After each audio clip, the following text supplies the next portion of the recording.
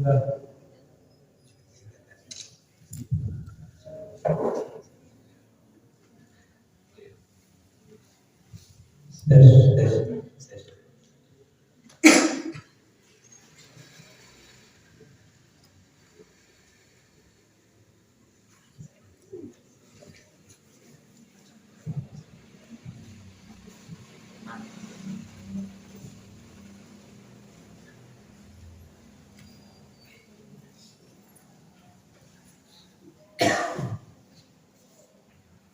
Assalamualaikum warahmatullahi wabarakatuh.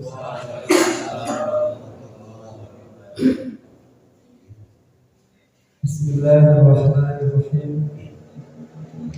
Alhamdulillahil sayyid. Wassalatu wassalamu ala sayyidina Muhammadin sayyidil waladi adnan wa ala alihi wa ashabihi والتابعين على مد الزمان أشهد أن لا إله إلا الله وحده لا شريك له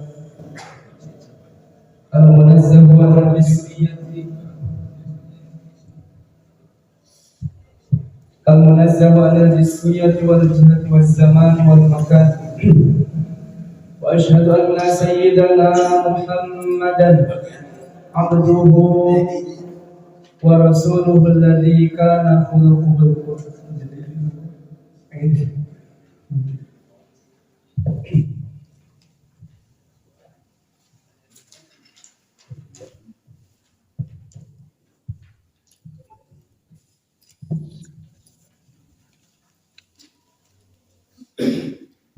Kumaha kalabana sadayana ya?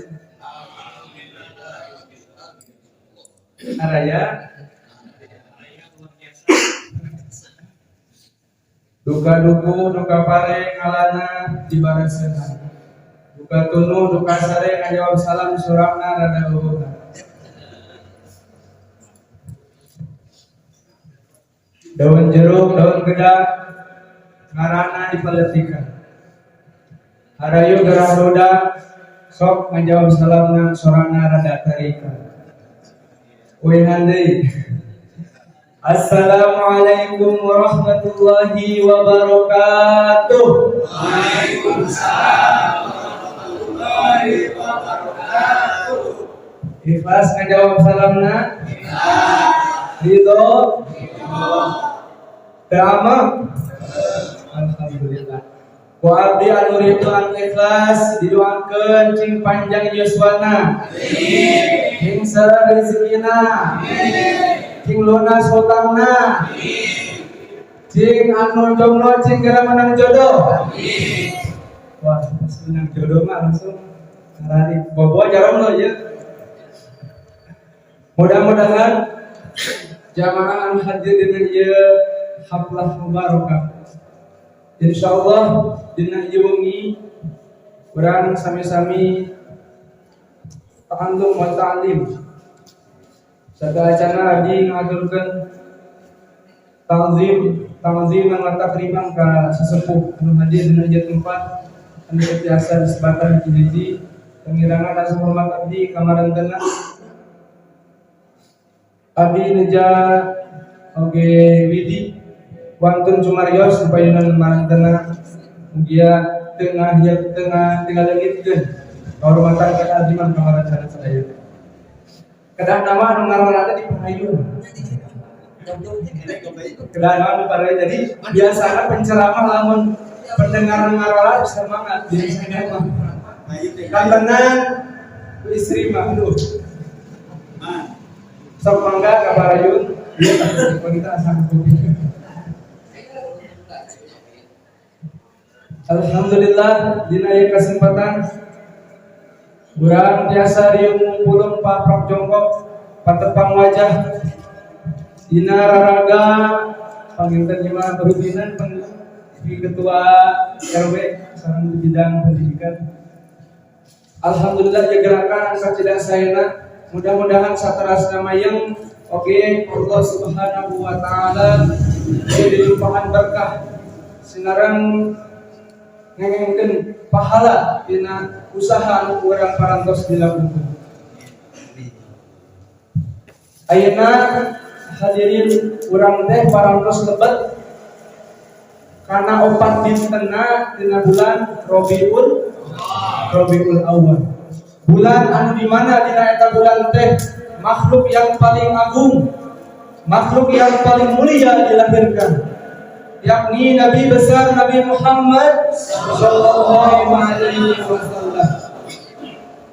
Hari keempat menurut riwayat dan menurut pendapat yang mu'tamad yang dijadikan sandaran, Rasulullah sallallahu alaihi wasallam itu lahir pada hari Senin tanggal 12 Rabiul Awal tahun Gajah. Patut bagi seorang muslim untuk bersyukur atas dilahirkannya makhluk yang paling mulia dan makhluk yang paling agung. Karena dengan sebab beliaulah kita mengenal Islam, kita mengenal yang hak dari yang batil, kita mengenal keimanan daripada kekufuran, kita mengetahui mana yang halal, mana yang haram, kita mengetahui mana yang baik, mana yang buruk. Di bulan Rabiul Awal ini juga sebagian orang sibuk dengan orang yang dicintainya, yakni Nabi Muhammad sallallahu alaihi wasallam. Di lain sisi juga ada orang yang sibuk mencari dalih untuk menyesatkan bahkan membid'ahkan orang-orang yang sibuk dengan orang yang dicintainya. Maka insyaallah dalam kesempatan ini mudah-mudahan bisa kita ambil manfaat dan ilmunya. Akan dipaparkan beberapa pembahasan, diantaranya insyaallah bagikan kurang kedaftaran terkait dengan definisi atau pengertian bid'ah. Sering orang ngomong kata bid'ah terlebih di bulan Rabiul Awal, terlebih di bulan Rajab, terlebih di bulan-bulan sanes. Anu paling gencar pembahasan itu bid'ah di bulan Rabiul Awal, bulan kelahirannya Rasulullah sallallahu alaihi wasallam. Alhamdulillah warga Sadang mah kating sadang. Warga Sadang mah katinggalna gitu. Cipadati. Dina bulan Rabiul Awal ge biar kasida. Dina memperingati bulan atau dina memperingati lahirnya Nabi besar Muhammad sallallahu alaihi wasallam. Anu kurang mah kakenaan teh apa? Muludan. Jadi kalau berbicara ulun atau dengan kata maulud itu membahas tentang yang dilahirkan. Kalau dikatakan maulid itu berbicara tentang tempat atau waktu kelahiran. Jadi kalau maulud itu berbicara tentang siapa? Yang dilahirkan, yakni Rasulullah. Kalau maulid tempat atau waktu kelahiran. Tempatnya Rasulullah sallallahu alaihi wasallam dilahirkan dikenal dengan nama Suqul Lail. Kalau sekarang orang-orang Arab sana menjadikan tempat Suqul Lail itu tempat lahirnya Rasulullah sallallahu alaihi wasallam dijadikan sebuah maktabah. Sebuah maktabah itu perpustakaan. Karena orang-orang yang berkunjung ke sana mereka banyak bertabaruk di tempat lahirnya Rasulullah, sehingga mereka khawatir. Menurut mereka dianggapnya kesyirikan. Tabaruk itu kesyirikan, maka mereka jadikan maktabah sehingga hilangkan tanda-tanda itu. Adapun kalau berbicara tempat atau waktu tadi sudah disebutkan, Rasulullah itu lahir pada hari Senin 12 Rabiul Awal tahun guys. Kalau berbicara maulud sudah kita kenal, sebelumnya adalah Rasulullah sallallahu alaihi wasallam. Ada sebagian orang mengatakan perayaan maulid itu tidak butuh hadis yang sahih, tapi hanya butuh hati yang bersih. Memang betul kadang orang sibuk dengan mencari dalih. Orang itu merayakan maulid Nabi, padahal itu bid'ah. Setiap yang bid'ah itu sesat di neraka. Nauzubillah min dzalik. Makanya hari ini insyaallah malam ini kita akan mendengarkan, saya hanya menyampaikan kalam ulama dari muallif kitab ini, kitab Ar-Rawaih Az-Zakiyah, wewangian semerbak fi maulidi al-khairil bariyah, di dalam menjelaskan Maulid manusia teragung yakni Rasulullah Shallallahu Alaihi Wasallam. Kitab ini karya seorang ulama besar, seorang pakar hadis yakni Al-Imam Abu Abdurrahman Abdullah Al-Harari Al-Abdari Al-Habashi rahmatullahi alaihi wa ardhah.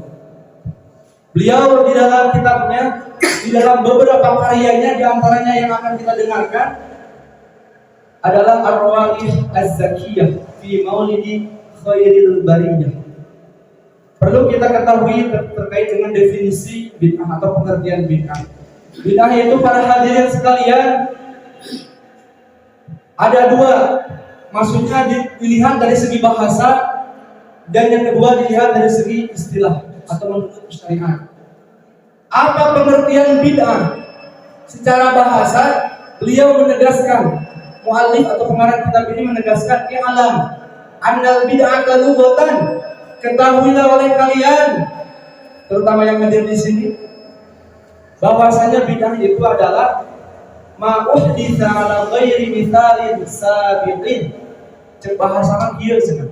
Bid'ah teh perkara yang dirintis yang tidak ada contoh sebelumnya. Eta teh bid'ah. Ada zaman baheula aya nu ditut aya.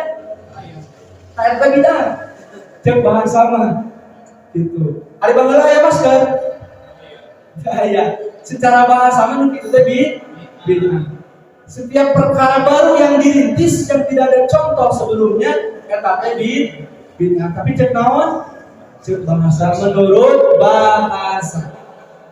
Setelah kita mengetahui bahwasannya bid'ah itu secara bahasa adalah perkara yang dirintis yang tidak ada contoh sebelumnya, maka bagaimana pengertian bid'ah secara istilah syariat? Wa fi syar'i, kata beliau, al-muhdatsul ladzi lam yanussu 'alaihi al-Qur'an wa la ja'a fi sunnah.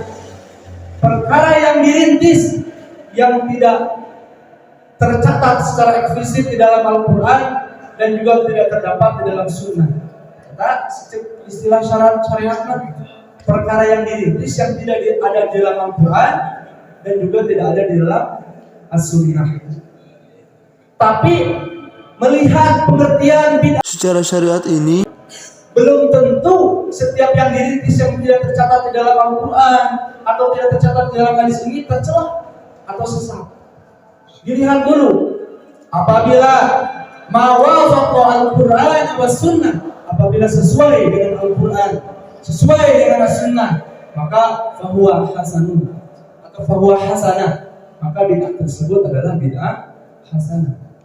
Wa kaifa idza khalafaha, bagaimana jika perkara baru tersebut menyalahi Al-Quran, As-Sunnah, maka fahuwa bid'atun madmumah, bid'ah yang tercela. Itu. Lalu dari pengertian syariat yang telah kita sebutkan, hadirin sekalian, bid'ah itu adalah perkara baru yang tidak tercatat secara eksplisit di dalam Al-Quran dan juga tidak terdapat di dalam hadis. Para ulama membagi bid'ah itu menjadi dua. Menjadi berapa? Menjadi dua. Yang pertama bid'ah dhalalah. Apa itu bid'ah dhalalah? wahiyya al-muhdatsatu Al-mukhalifatu lil-Qur'ani was Sunnah. Perkara baru yang menyalahi Al-Qur'an dan As-Sunnah. Makanya saudara, bid'ah dhalalah adalah perkara baru yang menyalahi Al-Quran dan As-Sunnah. Yang kedua ada bid'ah mudah, atau bisa dikatakan bid'ah hasanah, atau juga bisa dikatakan sunnah hasanah. Apa itu bid'ah hasanah atau sunnah hasanah? Yakni al-muhdatsatu al-muwafiqatu lil-Qur'ani was Sunnah. Yakni perkara baru yang sesuai dengan Al-Quran dan As-Sunnah. Jadi saudara, bid'ah hasanah adalah perkara baru yang sesuai sesuai dengan Al-Quran dan As-Sunnah. Hafal sekali? Insya Allah. Mudah-mudahan mah kuat harapan dengan tenang. Katanya ningali centang birunya. Konekta centang biru. Ngechat ke si Anu, dibalas-balas centang biru unggul. Eta centang biru. Sok emosi salamiran gitu maneh. Tah eta perkara baru anu menyalahi Al-Qur'an dan As-Sunnah disebutna bid'ah sayyi'ah atau dhalalah. Adapun perkara baru yang sesuai dengan Al-Qur'an dan As-Sunnah eta bid'ah hasanah, bid'ah atau sunnah hasanah. Bisa dikatakan bid'ah hasanah, juga bisa dikatakan sunnah hasanah. Setelah kita tahu bahwasannya mana panjang gitu. Bahwasannya ya.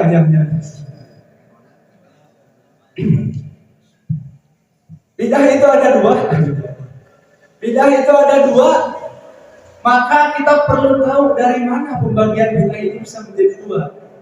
Maka al-mu'allif kitab ini menyebutkan pembagian ini dipahami dari hadis yang diriwayatkan oleh Al-Imam Al-Bukhari dan Al-Imam Muslim dalam kitab sahihnya dari As-Sayyidah Aisyah radhiyallahu anha. Beliau berkata, As-Sayyidah Aisyah berkata, Rasulullah sallallahu alaihi wasallam bersabda, "Man ahdatha fi amrina hadza ma laysa minhu fahuwa raddun." Ya maknanya apa? Barang siapa yang merintis perkara baru di dalam syariat kita yang bukan bagian dari syariat kita, fahuwa raddun, maka perkara baru tersebut raddun ay mardudun, tertolak. Rasulullah dalam hadis ini memberikan pemahaman kepada kita dengan sabdanya, ma laysa minhu, perkara baru yang tidak sesuai dengan syariat kita. Lalu bagaimana perkara baru tersebut yang sesuai dengan syariat kita? Makbul. Kalau sesuai dengan syariat, maka perkara baru tersebut tidak tertolak, melainkan diterima. Maka kita paham dari hadis ini, bid'ah itu ada dua macam. Ada bid'ah apa tadi? Dhalalah. Yang kedua bid'ah hasanah atau dikatakan sunnah hasanah. Sedangkan Imam Muslim, hadirin sekalian, meriwayatkan dengan lafaz yang lain, man amila amalan laisa alaihi amruna fahuwa raddun. Barang siapa yang beramal dengan suatu amalan yang bukan bagian daripada syariat kita, maka amalan tersebut tertolak. Jadi bukan tidak semerta-merta main bagi-bagi, dibagi dua, dibagi tiga dan seterusnya. Tapi kita punya dalil, punya dasar dan punya dalil. Dari hadis dipahami dari hadis yang diriwayatkan oleh Al-Imam Al-Bukhari dan Al-Imam Muslim. Yang kedua, pembagian bid'ah ini menjadi bid'ah hasanah dan bid'ah dhalalah. Karena dia minimalnya anak muda ini, apalagi sekarang itu perang media sosial. Semuanya punya media sosial, Facebook, Instagram. Kita paham, pernah mendengar dari penjelasan bahwasannya bid'ah itu ada dua macam. Setidaknya kita jangan mudah terkecoh atau terdoktrin ketika kita mendapatkan postingan-postingan perayaan Maulid Nabi itu bid'ah sesat. Kita sudah mendengar bahwasannya bid'ah itu ada dua perkara. Kalau sesuai dengan syariat itu tidak tertolak. Kalau menyalahi syariat itu tertolak. Sedangkan perayaan Maulid Nabi yang sering digalakan oleh masyarakat kita, bahkan di seluruh belahan dunia, contohnya di negara Lebanon saja, di negara Lebanon, kalau merayakan perayaan Maulid Nabi itu sangat gebiar. Di antaranya mereka mengisi dengan pembacaan ayat suci Al-Quran, pembacaan sholawat, pujian-pujian kepada Rasulullah. Kemudian apa lagi? Membagikan makanan. Di sini juga membagikan makanan. Di sana itu bahkan pengalaman saya pribadi ketika di Jawa Timur, ketika masuk bulan Rabiul Awal, santri-santri itu semuanya melakukan pawai dan membagikan makanan kepada warga-warga yang mereka temui. Dan warga itu kadang sebagian mereka tidak tahu, ini ada acara apa? Lalu kita jelaskan, Bu, hari ini kita merayakan dilahirkannya Rasulullah SAW. Ternyata di luar sana pun masih banyak orang yang belum tahu bahwasanya bulan Rabiul Awal itu dilahirkannya Rasulullah SAW. Maka bagaimana mungkin kalau setahun sekali saja tidak pernah merayakan? Bagaimana mereka bisa ingat? Bagaimana bisa mereka mengenang perjuangan Rasulullah SAW? Perjuangan dalam membela Islam, perjuangan di dalam menegakkan agama Islam. Setahun sekali oke, leuheung gitu nya. Di urang teh hayangkeun perayaan Maulid Nabi. Komedi ieu mah alhamdulillah di RW ieu mah istiqomah aya pengajian-pengajian. Mudah-mudahan pematerina ngadugikeun masalah-masalah anu urgent. Anu penting. Mudah-mudahan sadayana di pasien istiqomah oge dina kataatan amin. Tah eta panginten pembagian bid'ah anu dipahami tina hadis. Oge aya hadis lain anu memberikan pemahaman bahwasannya bid'ah aya dua macam. Al-Imam Muslim meriwayatkan bahwasannya Rasulullah sallallahu alaihi wasallam kita ya disebut kami Rasul asa kiraan kompak juga salawatna itu. Sedangkan Rasul ya man al-bakhil man dzukirtu indahu wa lam yusalli alayya. Orang yang pelit itu orang yang mana aku disebutkan di sisinya dia tidak membaca sholawat kepadaku. Nah, kali orang disebut jalmi pelit. Si orang lihat dia. Rasulullah Nabi Muhammad sallallahu alaihi wasallam. Alhamdulillah gebrak ini. Rasulullah sallallahu alaihi wasallam bersabda, "Man sanna fil Islam sunnatan hasanatan falahu ajruha wa ajru man amila biha ba'dahu min ghairi ayyan qusa min ujurihim syai'." Yang maknanya barang siapa yang merintis di dalam Islam perkara baru, perkara yang baik, sunnatan hasanatan, perkara yang baik, ada orang yang merintis perkara baik, falahu ajruha, maka bagi dia yang merintis itu pahala dari rintisannya. Wa ajru man amila biha ba'dahu, dan pahala orang yang beramal setelahnya min ghairi ayyan qusa min ujurihim syai', tanpa berkurang sedikit pun dari pahala mereka. Jadi misalkan gini, di antara kita ada yang beramal kebaikan, atau pernah misalkan kalau di kalangan remaja itu pernah memposting, misalkan pernah memposting tentang dakwah, tentang ceramah, tentang nasihat, dipajang di Facebook misalkan. Selama itu kebaikan ada, maka pahala itu mengalir kepada pembuatnya. Selama kebaikan itu ada, maka orang-orang yang beramal dengan kebaikan yang kita buat, dia itu mendapatkan kebaikan. Orang yang beramal tersebut, maka pahala dari pahala orang-orang mereka juga kembali kepada kita, kepada pembuatnya. Kalau di situ berisi konten kebaikan, jadi dilihat saja. Aplikasi itu memang dilihat itu sebagai alat saja, sebagaimana HP. Kalau dibawanya ke maksiat, dibawanya untuk dakwah ya bisa jadi berpahala seperti itu. Banyak juga masyarakat kita yang terjun di di media sosial karena khawatir dengan melihat bergejolaknya, apalagi di media sosial, apalagi di TikTok ya, ada yang bergoyang-goyang dan seterusnya. Itu, dan remaja sekarang itu lebih senang di apa?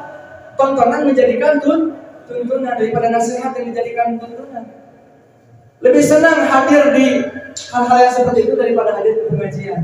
Maka perlu ada yang terjun ke hal-hal yang seperti itu. Seperti guru kita Al-Habib Syekh Dr. Jamal Halim, beliau pimpinan Rois Masyayikh Syufiyah di Lebanon, beliau juga terjun di sana. Pengikutnya udah hampir 2 jutaan. Tapi alhamdulillah jadi dakwah-dakwah beliau tersampaikan. Dan di Indonesia pun banyak para asatidz, para masyayikh yang terjun di sana. Jadi harus ada yang mengimbangi, setidaknya tidak bobrok-bobrok amat gitu. Kembali kepada yang tadi, orang yang merintis perkara baik, maka bagi dia pahala dari rintisannya. dan pahala orang-orang yang beramal dari rintisan dia tanpa berkurang sedikit pun dari amalan mereka. Itu orang yang merintis kebaikan. Ini sebagai dalil akan bid'ah hasanah, perkara baru yang sesuai dengan Al-Quran dan As-Sunnah. Lanjutan hadis berikutnya, waman sanna fil Islam sunnatan sayyi'atan, barang siapa yang merintis perkara buruk di dalam Islam, kana alaihi wizruha wa wizru man alaiha min ba'di wa wizru man amila biha min ba'dihi min ghairi an yanqusa min auzarihim syai'. Barang siapa yang merintis perkara buruk, maka bagi dia dosa dari rintisannya dan dosa orang-orang yang beramal dari rintisan dia setelah dia, tanpa berkurang dosa dari mereka sedikit pun. Misalkan kalau kita ke milenial, pendekatannya itu perempuan misalkan memajang auratnya di media sosial, dia itu telah merintis perkara baru yang menyalahi syariat, maka bagi dia dosanya dan orang-orang yang misalkan melihatnya atau bahkan sampai dia disyahwati dan seterusnya mengalir kepada dia, disebut amal jariah dia. Saya ke urang, maka kami warga-warga bapak-bapak dia aya pembangunan masjid, urang ikut ngadukung karena eta pembangunan, maka eta jadi amal jariah mengalir terus selama eta diamun gitu. Masihan karpet itu sebaruni karpet, alhamdulillah. Eta mudah-mudahan dia amal jariah dinyumbang ngalir ke anjeun saterasna.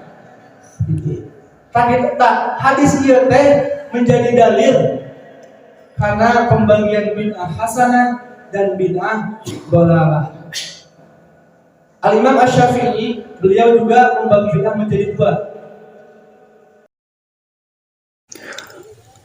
Al-Hafiz Abu Nu'aim dalam kitabnya Hilyatul Auliya, beliau menegaskan bahwasanya Imam Asy-Syafi'i berkata, al-bid'atu bid'atan. Bid'ah itu ada dua, bid'atun mahmudatun, yang pertama bid'ah yang terpuji, wa bid'atun mazmumatun, yang kedua bid'ah yang tercela. Fama wafaqas sunnah fahuwa mahmud. Perkara baru yang sesuai dengan as-sunnah, maka perkara baru tersebut terpuji. Wa ma khalafaha fahuwa madmum.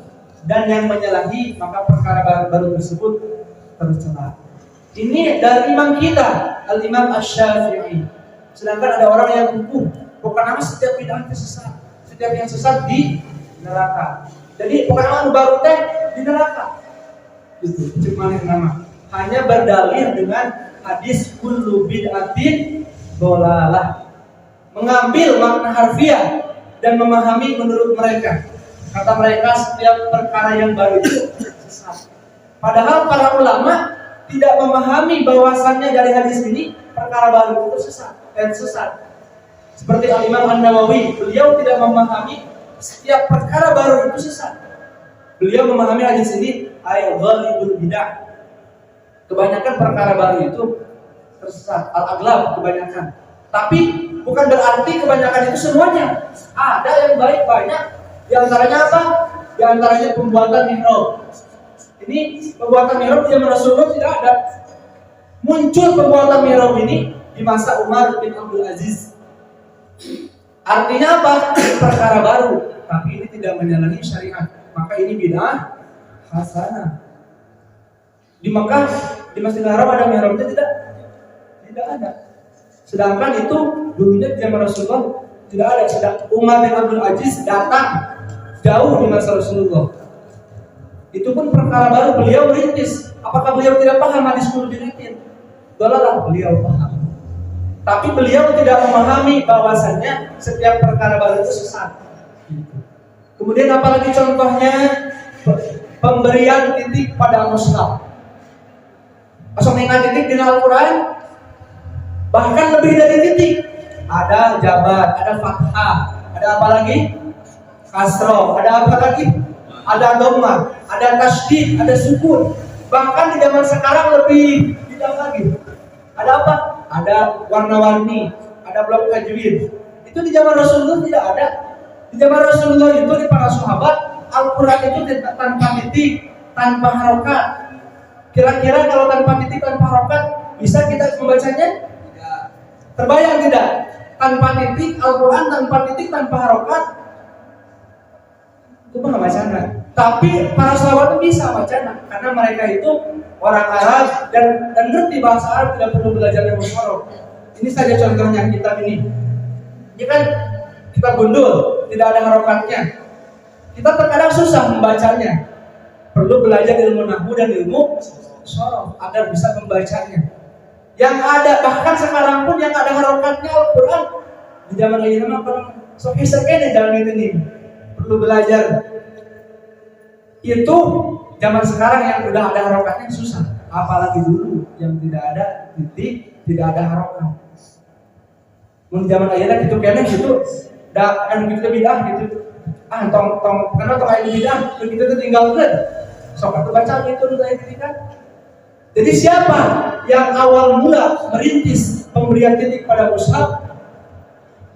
Al-Imam Ibnu Abi Daud, beliau menegaskan dalam kitabnya Al-Masahib, awwalu man naqata al-mushaf al-masahib Yahya bin Ya'mur, seorang tabi'in, orang yang paling pertama memberikan titik pada mushaf adalah namanya Yahya bin Ya'mur. Siapa namanya? Yahya bin Ya'mur. Pernah dengar ilmu nahwu? Pernah dengar ilmu nahwu? Remaja pernah dengar? Di pesantren pasti ada istilah ilmu nahwu, ilmu sorof, ilmu balaghah, ilmu mantiq dan sebagainya. Ilmu nahwu juga itu perkara baru. Perkara baru. Dulunya tidak ada. Rasulullah membaca tidak menggunakan itu. Tidak harus belajar ilmu nahwu. Sudah benar bacaannya. Demikian para sahabat muncul di masa Ali bin Abi Thalib, yakni Abu Aswad Ad-Du'ali, atas perintah Al-Imam Ali bin Abi Thalib. Itu pun perkara baru, saudara-saudara sekalian. Nah, setelah kita tahu ternyata para ulama terdahulu pun tidak memahami setiap perkara baru itu sesat, maka jangan hiraukan orang-orang yang kukuh dengan pendiriannya. Setiap perkara baru itu sesat. Jangan hiraukan, itu adalah maulid Nabi, itu mah bidah, sesat. Bahkan yang lebih parahnya lagi, yang lebih gilanya lagi, ada sebagian kelompok tokoh-tokohnya mengatakan seperti ini, Pak. Makanan yang dihidangkan dalam perayaan Maulid Nabi itu lebih haram daripada daging babi. Makanan eta nu dihidangkeun dengan urang-urang di kampung-kampung dina perayaan Maulid Nabi teh, ibu-ibuna masak, ibu-ibuna numpeng, urang kalina meser naon? Meser makanan. Ngedangkeun cai, ngedangkeun tumpeng dan sebagainya, makanan. Nah, ada orang-orang yang mengatakan, makanan itu tuh lebih haram daripada daging babi, katanya. Nauzubillah min dzalik. Ya, nama kelompoknya ya kelompok ekstrim. Seperti itu. Jadi hati-hati dengan kelompoknya seperti itu. Selanjutnya, setelah kita tahu bahwasannya bid'ah itu ada dua macam. Yang pertama ada bid'ah apa? Hasanah. Yang kedua bid'ah dhalalah. Dan kita telah mendengar pembagian ini berdasarkan daripada hadis riwayat Imam Bukhari dan Imam Muslim, dan juga Imam Syafi'i pun membagi bid'ah menjadi dua macam. Maka selanjutnya kita akan mengetahui beberapa contoh apa saja yang dikategorikan bid'ah hasanah dan apa saja yang dikategorikan bid'ah dhalalah. Tapi nyaratan alhamdulillah dina ieu. Sudah oke, ayatnya ini terlalu lama. Al-ilmu sayyidun wal kitabatu qayyiduhu. Ilmu itu bagaikan hewan buruan. Tulisan itu adalah pengikatnya. Jadi ikatlah hewan buruanmu dengan ikatan yang kuat. Jika kau tidak mengikatnya, setelah kau tangkap, buruan itu akan lepas. Demikian pun ilmu, pengikatnya adalah tulisan. Tapi di dia insyaallah sekali dengar langsung asup kena cepil kanan. Itu terbaik.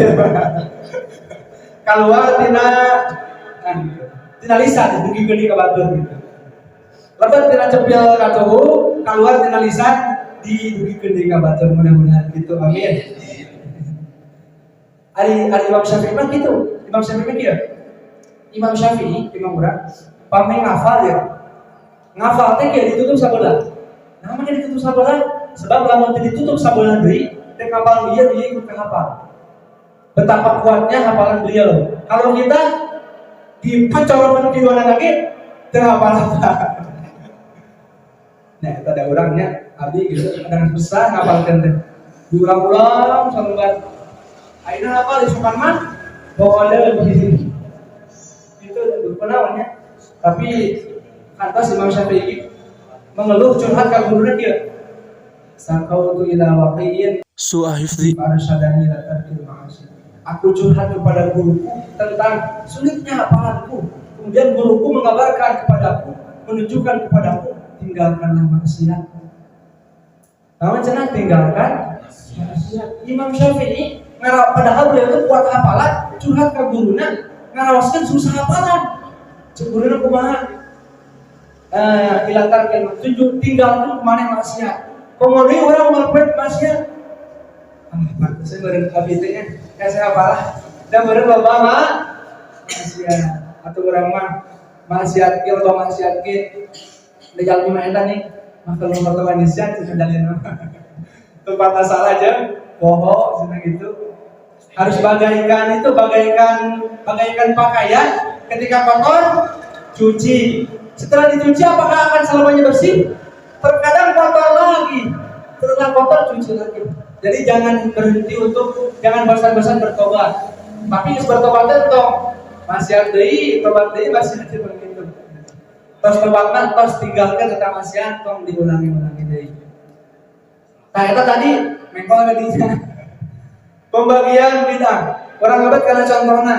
Contoh kayak ini tadi kami disebutkan naon pembuatan mihrab. Anu kedua pemberian di titik pada mushaf.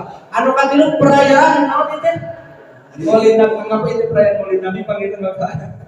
Sambil ta'allum, sambil ta'lim, belajar sareng mengajarkan abi mah murojaah we da sepuhan jadi seueur lebih berilmu abi mah murojaah.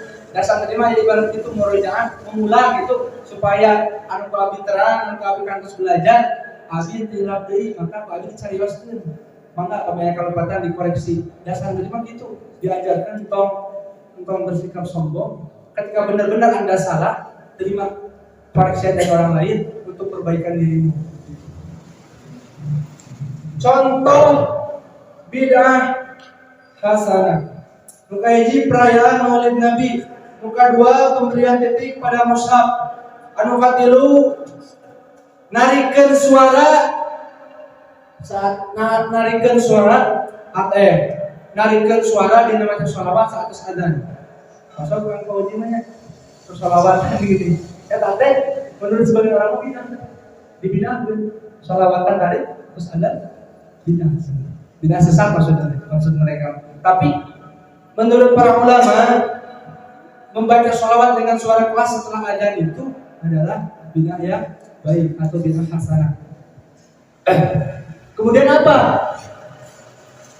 Contoh bidah hasanah juga adalah penulisan sallallahu alaihi wasallam setelah nama Nabi Muhammad. Dulu Rasulullah ketika mengirim surat kepada raja-raja, beliau tidak menyebut sallallahu alaihi wasallam, melainkan hanya menulis min Muhammad Rasulullah. Tidak ada kata-kata sallallahu alaihi Muhammad. Maka penulisan di dalam kitab-kitab para ulama ditulis Nabi Muhammad sallallahu alaihi wasallam itu bid'ah. Dulunya tidak ada perkara baru, tapi perkara baru tersebut tidak menyalahi Al-Quran, tidak menyalahi As-Sunnah, maka perkara tersebut sesuai, maka dikategorikan bid'ah hasanah. Itu contoh yang berikutnya. Kemudian apa lagi?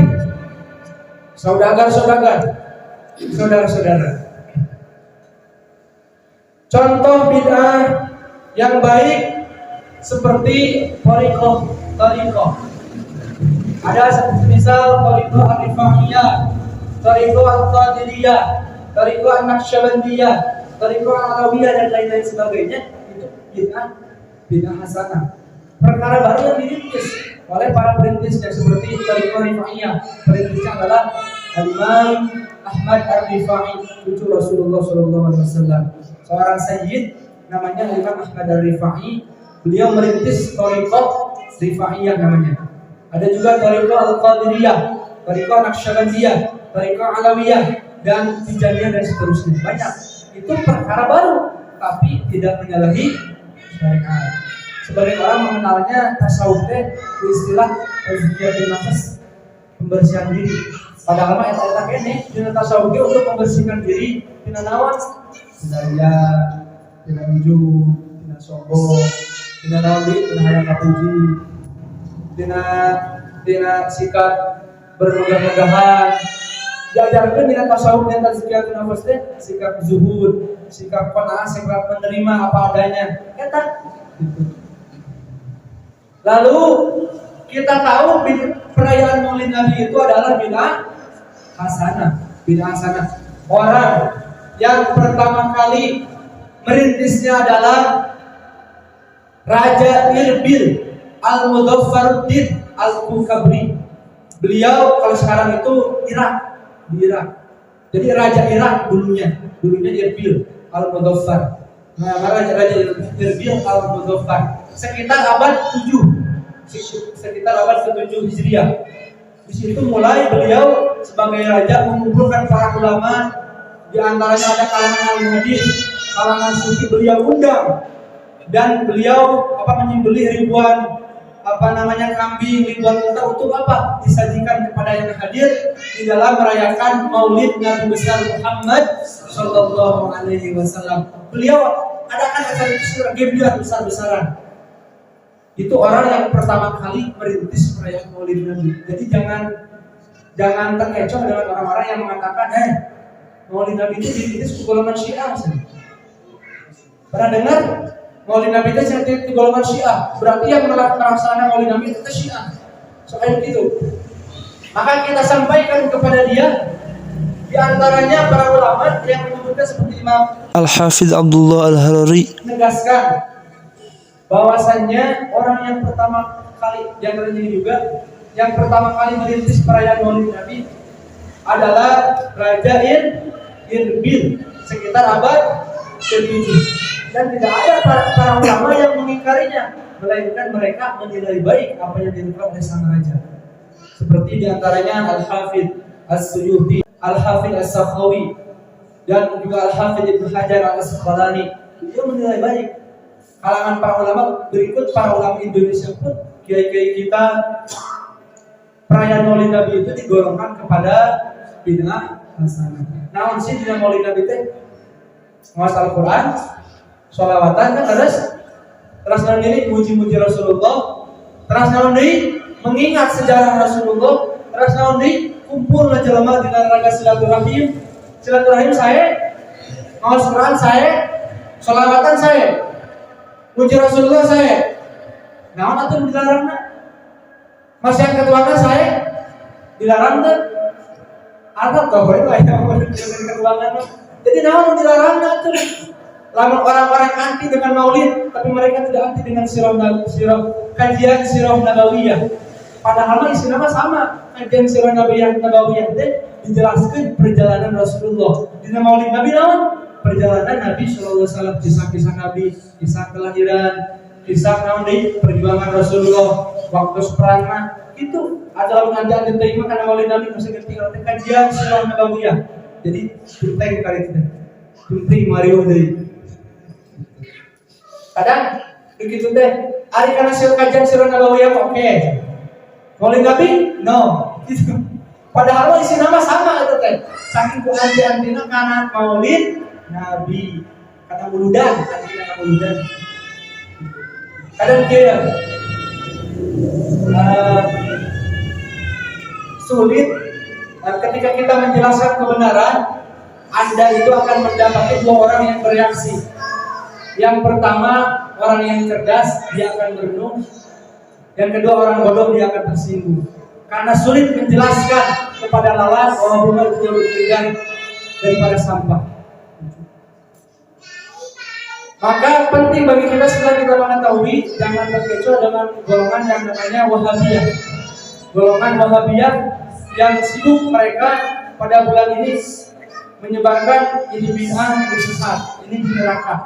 Bahkan sampai mengkafirkan golongan orang-orang Islam. Maka hati-hati dengan kelompok ini, kelompok Wahabiyah. Dari kelompok Wahabiyah ini diantaranya mereka Maulid Nabi tes bid'ah sesat, tabarukan syirik, ziarah kubur syirik, istighosahan syirik. Kosong ini masih istighosahnya, kosong ini tawasul ini kosong, tahlilan kan itu dan semacamnya, tahlilan talqin mayit kan itu eta jeung amaliyah. Dina usul nama Keyakinan Allah di atas arsy subhanahu. Tapi kalau keyakinan ahli sunnah wal jamaah meyakini Allah ada tanpa tempat dan tanpa arah. Asal imut kajian kapungkurnya. Kalau itu yang dijelaskan itu tadi, kumaha emang tidak. Allahu mawjudun bila makan. Allah ada tanpa tempat dan tanpa arah. Dia mutan bumi. Tayata panginten di awal kena mimiti pengertian bid'ah dugika contoh-contoh bid'ah hasanah nusaib ari bid'ah anu sesat mah seperti naon golongan Mu'tazilah, golongan yang meyakini bahwasannya Allah itu tidak menciptakan perbuatan hamba. Itu golongan Mu'tazilah, bid'ah sesat. Atau golongan Musyabbihah, orang yang menyerupakan Allah, itu juga contoh bid'ah sesat. Contoh apa lagi?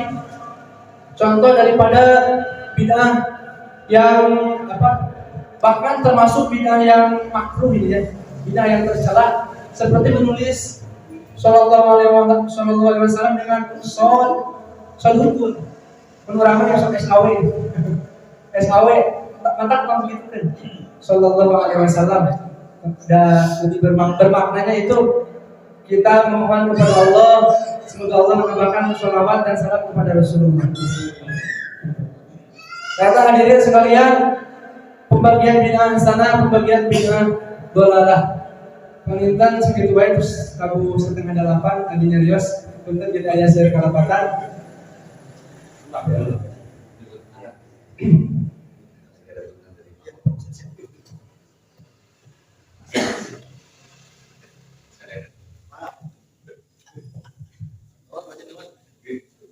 Penutup tapi hoyong Widi bacakan dia pengitanya beberapa sering kenal bari janji.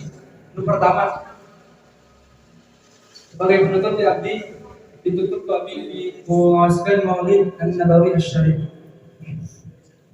Al-jannatu wa na'imuha sa'dun liman yusalli wa yusallimu wa yubarik alaihi sallallahu alaihi. Alhamdulillahi bisyifaatil aliyah sallallahu alaihi wasallam faydal barakati ala ma anallahu minal khairi wa awlaha sallallahu alaihi. Allahumma qad raja'i Muhammadin wa nalahu fadlan ladayhi 'azima sallallahu alaihi fi muhkami tanzil قال لخلقه صلوا عليه وسلموا تسليما وأصلي وسلم على نبي الهدى الموصوف بالأفضلية سيدنا محمد ومن اتبعه بإحسان واقتدى بشريعته ووالاه واستدريه هداية لسلوك السبل الواضحة الجلية وحفظا من الغاية في خطة الخطأ وخطاه وهاكم من قصة المولد النبوي برودا حسانا عبقريا جائكم من النسب الشريف قد أن تتحلى المسامع بحلاه واستعين بحول الله تعالى وقوته فإنه لا حول ولا قوة إلا بالله العلي العظيم. عطر اللهم قبره الكريم بألفنا شديد صلاة وتسليم. اللهم صل وسلم وبارك عليه. اللهم وفقكم الطريق. السلام عليكم ورحمة الله وبركاته. Waalaikumsalam.